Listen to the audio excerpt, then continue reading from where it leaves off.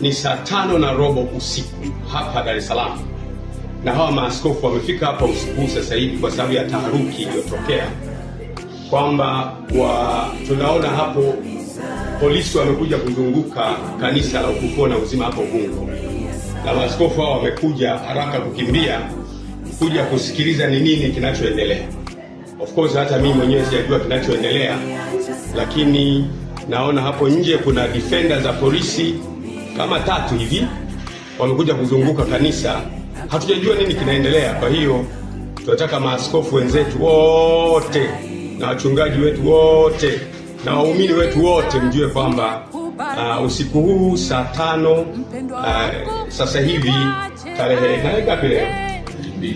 2 tumezungukwa hapa na polisi hapa, sijui wanataka kufanya nini, na maaskofu wamepata taharuki, wamekimbia usiku huu kutoka madhehebu mbalimbali kuja kuangalia ni nini kinaendelea kufanyika. Kwa hiyo nitaendelea kuwajulisha, lakini kwa ufupi ni kwamba kuna watu wamefika hapa kanisani. Tunaona defender, hatujajua ndio polisi au ndio watekaji wenyewe. Nafikiri ni polisi, tunaona ni gari za polisi, lakini tuendelee kuwasiliana, tutajulishana cha kufanya. Asanteni sana.